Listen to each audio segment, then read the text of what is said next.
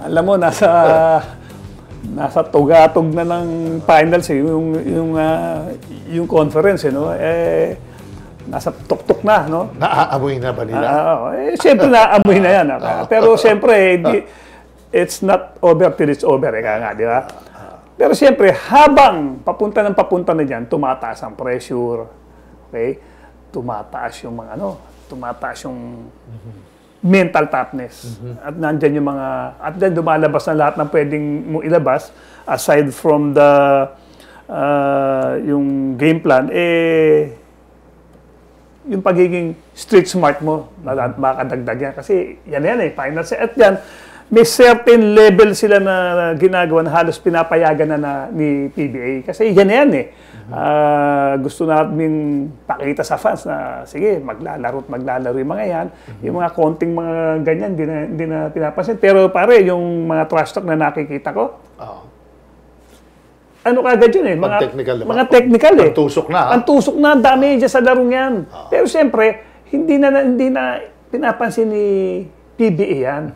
Kasi ito nga, maganda na ngayon naglalaban. Nakakadagdag nga yan sa, sa gigil ng mga fans, gigil ng mga players, diba? The more na nag-trash talk si dalawang players, the more na inaabangan ano nangyari. O di dagdag views yan. Diba? Tama, diba? Ngayon, part na talagang sa paglalaro, yung tatawag na mind games, yan trash talking na yan. No? Talo ka kung ikaw ay player na hindi ka maganyan. Kung tahimik ka lang, ginagano ka, baka mapikon ka. Kaya minsan dapat sasabay ka dyan, di ba? Ngayon, yung ginagawa ni Jericho Cruz, kung titignan mo, mali kung sa mali. Kasi wala naman sinabi pagka-shoot mo, mag-trash talk No? Pero ang tanong, naasar sila kay Jericho Cruz. Sa team ba nila, sa TNT, wala nagtatrash talk? Siyempre, meron yan, pare. Meron. Okay. Si ating kaibigan, si Poy Era, pag naka-block ka, ginagano ka. Parang si Motombo, trash talk yun. Di ba? Parang ano yun. Yung import, yung bago yung si Brandon Roser. Nako, isa pa yan. Isa pa yan, no? So, kung makikita mo, kada may mga galawan, itong finals, nakakatuwa Encuentro na blanca. Pag sa kanya, pupuntahan pa ng bumlangka. Lalapitan pa. Alam, malalibron, ha? Gano'n na sila lahat. Both teams naman. Pero lang kasi, nataon na panalo San Miguel. Siyempre, nagsasaya yung player. Part nung pagsasaya niya, inaano niya, yung body language niya, gano'n.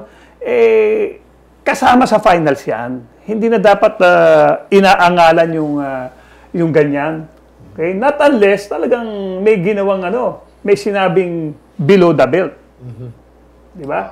Kunyari, ako yung player na kabantayan ko si Jericho Cruz. Gano'n niya, kaya mo na, ganun talaga. Meron pa may saging, babawian na lang kita. Pero kung may sasabihin ka sa akin na below the belt, another thing yun. Pero siyempre, yung reaction ko pa rin is in check. Kasi nga, finals yun, baka mamaya talagang sinasabi mo para mapikon ako Mind games nga finals yan Saiwar yan, di ba? So, pabayaan natin sila na maggaganyan. Nagiging style naman ni Jericho yan. And last game, he was the best player. Tapos nagtatrash talk siya. So, ibig sabihin, kaya niya naman gawin yun Tsaka yan ang nangyayari, pare, yung norm na yan na yung trash talking, kailangan mo nang sabayan yan dahil pinapayagan naman PBA Ngayon, kung kada trash talk, tusok.